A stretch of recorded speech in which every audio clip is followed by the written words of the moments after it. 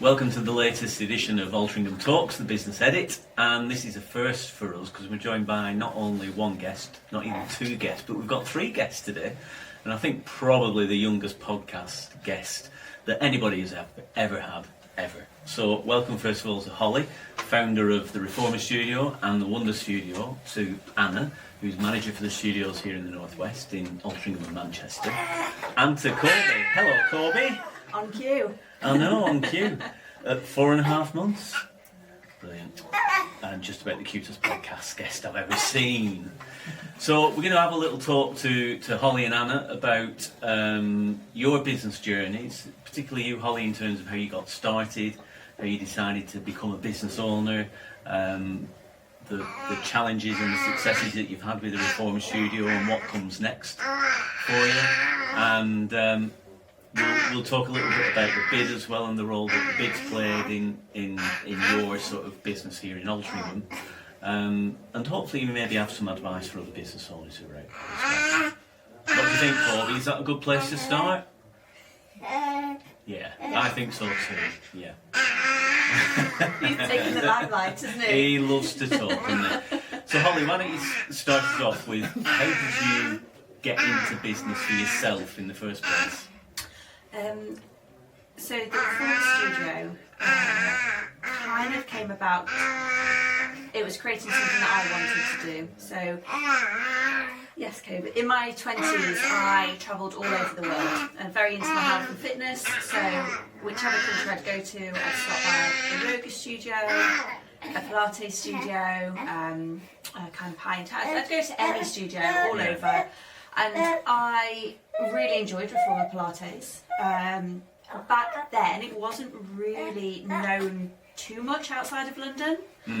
And when I came back home, which is Nottingham, there was nothing available.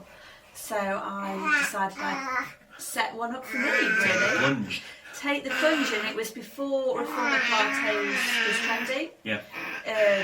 So when was that? This was back in 2019. So we opened our first studio in Nottingham in July 2019. And the hardest thing back then was A, educating people on what it was, and B, finding instructors. Right. Because at the time, there was hardly any people offering the qualification, there was hardly any schools. If there were, I did my qualification down in London. You were having to travel, so it was a very different landscape to what it is now. And was that, when you opened the first studio, obviously there's quite a little bit of investment that needs to go into the equipment and the studio itself. Was that completely self-funded? Did you get investment in? So it was a bit of a journey, really. It was my first bricks and mortar business. So I had my own business before Reformer Studio, which was in the luxury travel industry. So this was a little bit different. And I was had a little bit of investment myself. I just sold an apartment, sold some property. And I started looking at crowdfunding and what that was all about. And I reached out to my best friend. And I said, she's also a business owner, I said, what do you think to crowdfunding? This is what I want to do.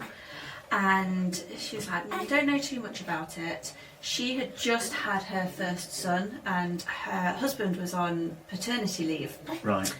And it's Ben and Philippa. So Ben actually then became my business partner. Right. He took a year out to be paternity, to go on, well, to be full-time daddy, but he ended up investing in businesses. He ended up doing MBE in business, and he wanted to invest. Right. So that was a really interesting scenario, kind of going into business with my best friend's husband. But I don't know if you've ever heard of the book Rocket Fuel. Yes. Yeah, Gino Wickman. Yes. Yeah. So that's us. We have very different skill sets, but we work really well together. Brilliant. And Ben actually, after 6 years, he's just become our MD. So Ben was kind of hotshot corporate down in London. He still lives in London, but he's now taken on the role of MD at the Reformer Studio. So it's fantastic to have him on board. Yeah. And he's still an investor in the business, still a shareholder in the business as well. Yes, he is. And then there's 3 other shareholders. So there's 5 of us together. Right. Myself and Ben obviously play a vital part in the business Yeah. day to day, and then my other 3 shareholders are kind of silent investors, really. What was the switch at the moment in time when you went, actually we can do this in more than one place? Gosh, the demand. Where did we open? So Nottingham was our first, second was Loughborough, third was Derby, and then it just kind of rolled and rolled. Right. But back 3, 4, 5 years ago, it was still very, very new. So there was hardly anywhere to go. We kind of, we had the lion's share, really. Very, very different story now. Yeah. And we're also a school, so in lockdown, I wrote a qualification. Right. So we qualify our instructors. And technically, I create my own competition. Which, is good and bad.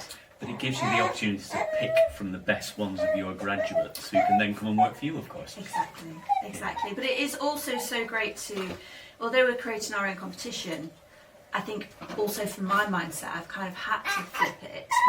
That,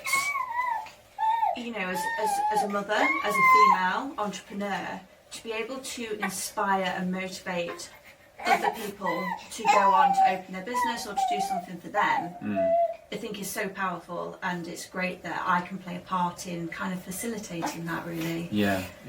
So you've got 10 studios now? Got 10 reformer studios, and then just this year we've launched a new concept, the Wonder Studio. Go on, tell us all about the Wonder Studio.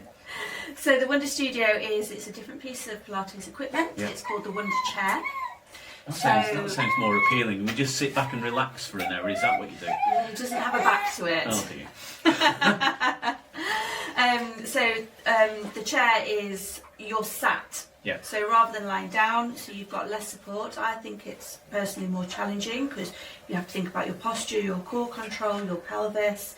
So fantastic for pre and postnatal. Fantastic for rehab, prehab, for our athletes. But then for everybody, Yeah. you're sitting at a desk or... What's the split between guys and girls in terms of people who use the Reform Studio and the Wonder Studio? Is it predominantly female still, or is there a more 50-50 split? I would love if it was 50-50, but it is predominantly female. We are seeing more and more males, Yeah.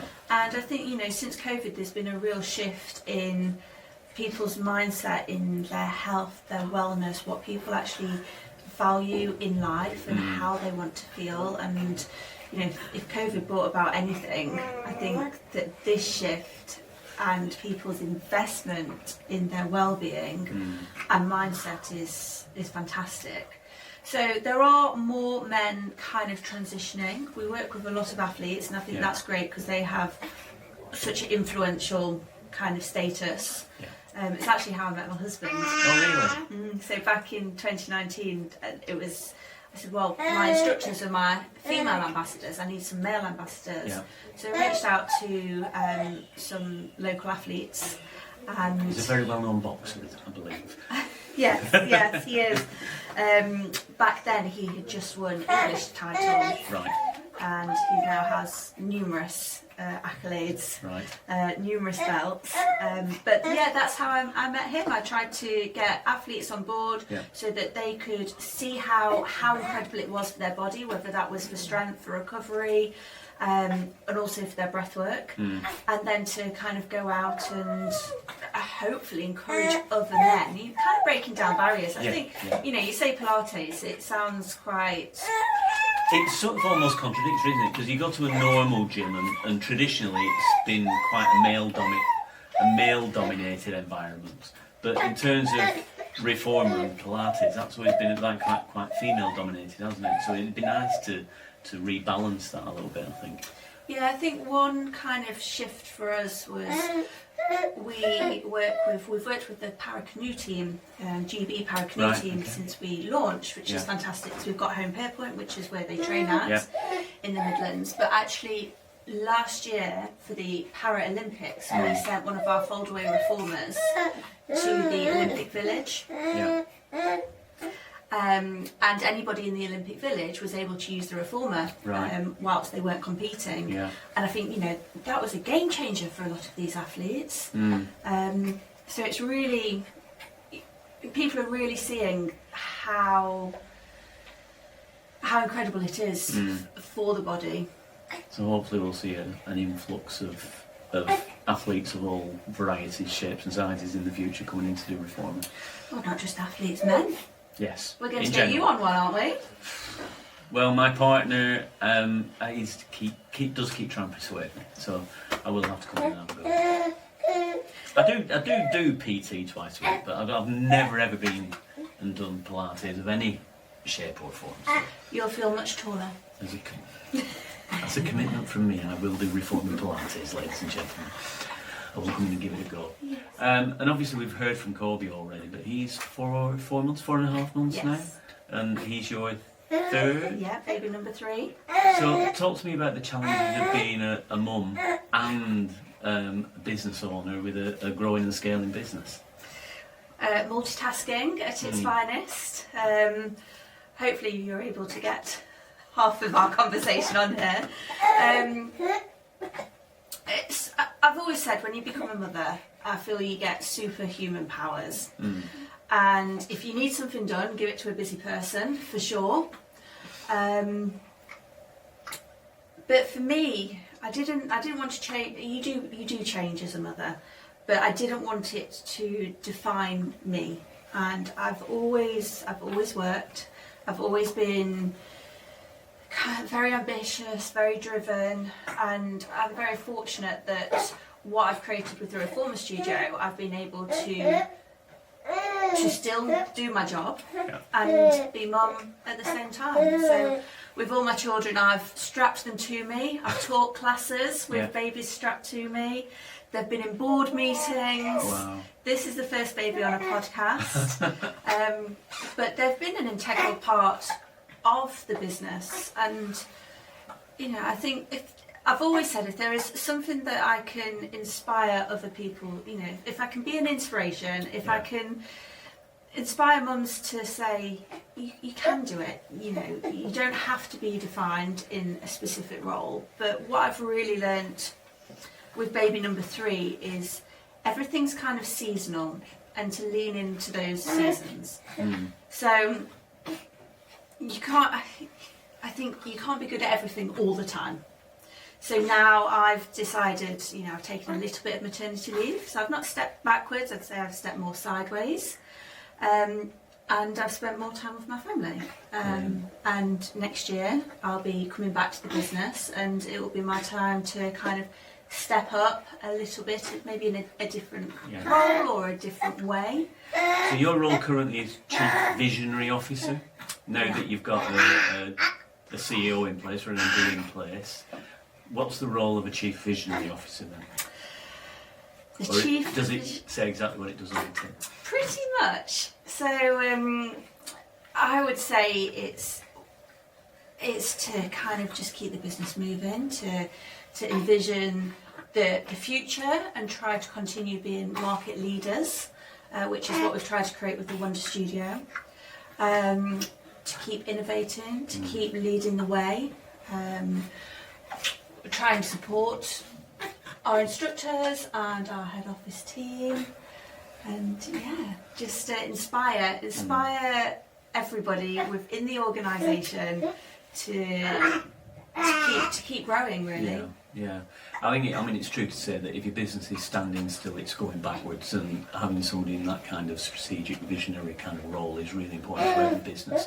Whether that happens to be the founder or the CEO, you need somebody who's focused on moving forwards and strategy rather than the day-to-day operations of the business. Yeah, for sure. You need somebody creative. You need somebody who can come in and can kind of, I guess, light the room up. Yeah. You need. What's the matter, sweetheart? Corby agrees completely. Don't you, Corby? I'm quite a positive person, so to. Sorry. I think it's important to keep your team upbeat, to keep people excited, to keep people inspired and loving doing what they're doing. Everybody has down days, everybody struggles with a lack of sleep or something, but if you've got somebody coming into the room and really saying you can do this, I think that's really important. Yeah, absolutely. Look at that face. Bless him. Right, let's talk to Anna for a little while. We've got Anna here as well. Anna, you manage the studios here in the northwest, in Altrincham and in Manchester. Yeah, in Ancoats. In Ancoats in Manchester. What would you say separates the Reformer studio and the Wonder studio out from the other competitors in the marketplace? Because as Holly mentioned, there are quite a few Reformer Pilates studios out there now. A lot, I will say. I will say expertise of our instructors, the way that we deliver the classes, the way that the team is built across the 12 studios, the quality of the classes, of the practice that we are trying to deliver every day, every class, is what sets us apart. It's just becoming a bit of a fashion thing to do Reformer Pilates, unfortunately, which is great because everyone is moving their bodies, but we do want to make sure that we are the best in what we do. Pilates was created a long time ago. It's not something new that just came out. No one just created it yesterday. No one is doing it different. No. They shouldn't do. We're not reinventing the wheel. No. We're just trying to do it right. So I think that's what we're trying to deliver, quality. Bless him. He was so quiet when you arrived as well, wasn't he? So you spent some time in Altrincham, obviously, and we're here with the Altrincham Bid podcast. What role has the bid played in your success as a studio here in Altrincham, would you say? How does the bid contribute to what you do? Well, we had this relationship now since, I won't say before we opened. We got to meet Kate and Mandy, and they've been such a great help for us to get us out there. I'm not from Manchester, but I've been living in Manchester for 12 years now, but not in Altrincham. So for me, it was a new community as well to get the area. Yes, exactly. So being in touch with the Bead, all these networking events that they do, I think it's been really, really helpful. We made really good relationships, so not with only teams. We had Storm team last week into our studios. They came to our class. Team. Yes, exactly. We're going to have Altrincham Football Club as well very soon. We've had loads of corporate classes that we delivered to different lawyers, accountants, that they want to make sure that they are giving this to their staff, to their employees, which I think is great as a business to offer this as a perk for employees. So it's been a great help, and even it's not only inside of the studio what we are trying to deliver, which is great. It's the outside, how nice and clean, how clients feel safe coming into the studio to park and to walk there. That's just been a great help. And just in case people don't know, whereabouts in Altrincham are you, and how do people get in touch with you? 46 Railway Street, just by the lights where the bus stop is. Okay. And they can get all the information on our website, social media, Instagram. And it's just they can call me as well. The Reformer Studio? The reformerstudio.co.uk. Yes. Okay, brilliant. All the studios are there. Obviously, all the information, timetable, prices. And it's all classes, isn't it? People don't just. It's not like a gym, because I don't know anything about Reformer Pilates. No, you book your class. So you book a class. Exactly, 50-minute classes. 50 minutes? That sounds like a long time. It's good. It goes quick. Does it? Yes, it does. You want more by the end of the 50 minutes. Really? You want to stay for the next class, yes. Right, can you guarantee that I'll want to stay? Yeah, I'm going to show you.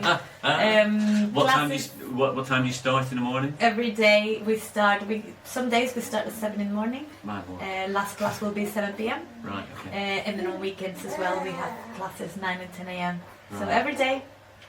And what's the plan for the Northwest? Have you got plans for more studios? Well, yes, growth, obviously. That's what Holly, her vision is to keep expanding.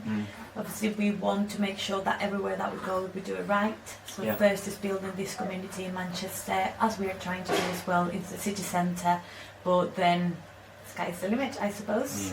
Yeah. And if somebody do they become a member, or do they just book individual classes? We call them members. We say our clients. Our goal is for a client to not just come once and then don't come again until the next month. We want clients to come 3 times, or 2 times, twice a week, or 3 times a week.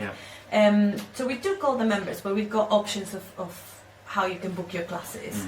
You can get a drop-in class, you can buy a class pack, you can buy a membership, and that, it's just depending on the different rates that we give. And is it something that could, again, as an outsider who knows nothing about Reformer, is Reformer Pilates something that can replace gym work, or is it something that complements other kinds of gym work and exercise as well, would you say? I suppose it's whatever the fitness that you want to achieve. I'll set you example. So for the Storm team, it wouldn't replace their training that they do to be athletes. It will complement this. For a normal person, I suppose, they can do Pilates, go for walks, as long as you keep active every day. If you want to do strong based fitness, then you go and do your weights and then come and do Pilates. Everything suits everyone. I am committed. Yes. Honestly, I've got witnesses. You need to well. try it. I've got witnesses, ladies I'm going to and book you gents. into a class now. Yeah. How's Holly and Corby doing over there? We're back. You're back. Oh. Bumping into things, so sorry. Yeah, that's all right. Come and join us again. We are just, in fact, today is our first candle-lit evening session. So we've just brought in these new classes for December only. Yeah. Because everybody is so busy, rushing around, like the stresses of Christmas. So we want to create this sanctuary where you can come in for 50 minutes, reset the nervous system, look after you, because I think, we're so busy giving ourselves to everybody else that actually we should take, just be a little bit selfish and restore your batteries. Yeah. And so that's what we're starting to do. Sounds interesting. It doesn't sound like it's sort of contradictory a little bit. A nice little bit of relaxation and candles, but then you've got to do exercise as well. Mindful movement. Mindful movement. Yeah, there you go. Connecting the body with the breath. You've christened something new there for us, I think. I always feel, although it's, you are coming for a workout, for sure, 100%. You're moving your body, you're discovering muscles that you've never had before. But whatever session I've had, I always feel that I float out. Because it's not like, you're going on a treadmill, so you're connecting to your Spotify or you're doing your shopping list. With Reformer Pilates, you actually have to concentrate on what you're doing. So you're present in that moment. Yeah. If you think about, what colour you're going to decorate your Christmas tree, you'll probably end up falling off the carriage. So it's, I think that's so important in all walks of life. If you can be present and you've got focus and clarity on exactly what you're doing right then, just be in the moment, be in the now. It can make such a difference to whatever you're doing, wherever you are, whether you're a business owner, you're coming along for some exercise, whatever it happens to be. So what does the future hold then? What's on the plan for the next 12 months, 2 years? More studios? Yeah, I think the demand is definitely there. It's finding the right market. We have Birmingham's one of our busiest studios. We can't keep up with demand, so I definitely love to kind of expand over that area. Yeah. We love Manchester. So do we. We love Altrincham more than Manchester. Yeah. Altrincham is beautiful, and so it's a lovely environment. It's a lovely community. Everybody is so friendly. Yeah. From the moment I kind of came to view the unit here, I met, is it Alex the Flower Man? Yeah. Yeah, he was fantastic, really welcoming. So definitely, I'd love to expand the Wonder Studio as well. It's still early days with the Wonder Studio. We need to see how that's going to be received. Is that a first in the UK, or are there other studios doing that already? So the Wonder Chair is traditionally used as part of a variety of equipment. So you'd have the Cadillac, you'd have the barrel, you'd have the reformer, and you'd probably go between each different piece of equipment and do, you know, some exercises on it. I believe we are the first to offer chair as a group class. Right. Okay. Yeah. So it is quite new. It's a very new concept. So I'm sure something it's we're really gonna grow. excited about. I can imagine. We do get a lot of business owners listening to this podcast. So one of the questions that we often ask is, well, there's two. The first one is, if you could give your younger self, some advice around business, what do you think that advice would be? Oh gosh, advice around business. I think, well, you've just got to take the risk. Business is risky. You've got to do it, because, you know, what's the worst that can happen? You know, you fail, but at least you've gone out there and you've had a good go, and, you know, you've probably learnt a lot. And I would say, from the business owners that I speak to, you know, the ones who are the most successful, when I ask them what it is that makes them the most successful business owners, it's because they've failed more than everybody else. And they just keep coming back and building on it and learning from it. I think it's the main thing. That's the biggest thing, learning. Every day is a learning day. Every day we learn. And I think it's so important as a business owner. But also to acknowledge your strengths. A lot of small businesses or business owners have to do everything. Now that the Reformer Studio has grown, it's taken me some time, but to acknowledge what I'm good at, and then recruit people who are better than me at the things that I'm not good at. Brilliant. And it's difficult holding your hands up and saying, I'm not the best at this, when it is your business and it's your baby. But that acknowledgement is going to get you the growth, it's going to spur you on. Yeah, I know the clients that I work with, the two biggest mindset challenges for all the small business owners who are still hands on the tools. Number one is nobody can do it better than I can. And the second one is, why should I pay somebody else to do it when I can do it myself? And if you can't get over that, you're never really going to grow and scale your business, are you? It's so difficult, and the biggest thing that I have learnt this year is to delegate. And I'd probably say that's harder than actually starting a business, to let go of what you've created and trust. Yeah. But then with that comes culture and people, and people are your business. So to invest in your people and make sure that you're creating a really happy, supportive workplace, and especially for mums as well. Yeah. You know, I think women have such a tough time in business. And you know, women who go on maternity leave, I read the stats, I don't want to read them back to you because off the top of my head I'd get it wrong. But for women to come back off maternity leave, it's scary. The world has changed, and you feel that, you know, maybe you're not as significant as you used to be. And so as an employee, to be able to provide that support for women to take maternity leave and then give them the support to come back. Yeah, definitely. You know, I'm amazed at how many people don't succeed when they've got the potential to succeed in business. And a lot of people get stuck. You know, they get stuck at a certain point and they either give up or they just stay where they are. And I think it's so important to get that help and advice where you can to help you move forward when you're stuck. If you were able to, you know, because there's a lot of people out there, lots of small business owners, lots of individuals, men and women who started out in that risky journey of owning their own business, as you did as well. If you had one piece of advice for those people who are maybe feeling a little bit stuck, what do you think it might be?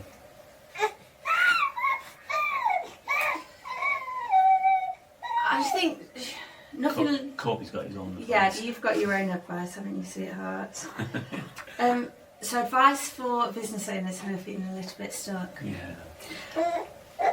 Tomorrow's a new day.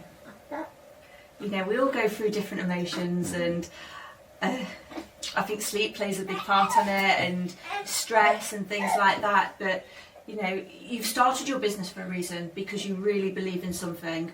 And if you believe in it, other people are going to believe in it. You are, as a business owner, you are you're the biggest asset. You're the salesperson. You have to believe in yourself for other people to believe in what you're offering, whether it's goods, services.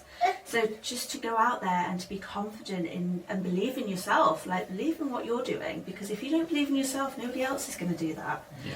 So, and we all have off days. And I acknowledge that, it's normal, you know, go and get some sleep, come back and make tomorrow a better day. I think the key word that you mentioned there is belief. You know, our own self-talk is the most powerful force in the world.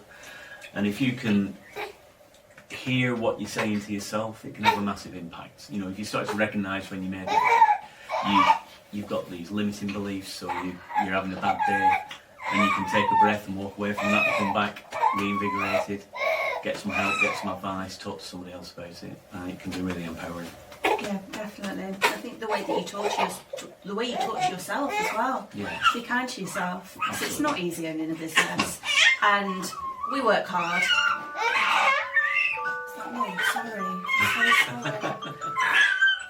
Babies, alarms. This is the real life of the behind the scenes, isn't it? I think it's the most entertaining podcast that we've done so far. And we're going to call it a day there. I can't believe we've been talking for half an hour already. And with Corby. Hi Corby. Have you enjoyed it? Yeah, he's got to see, this is the first time he's been quiet now, isn't it? He wants to go on the mic. Wants to go on the mic, doesn't he? Holly, you're an absolute inspiration. Thank you so much for coming in. Thank you for having me. I've really enjoyed talking to you both. Well, all three of you, including you, Corby. Good luck for the future. Thank you. And good luck to Corby. And hopefully we'll see more of you soon. Thank you very much. Thank you. Thank you.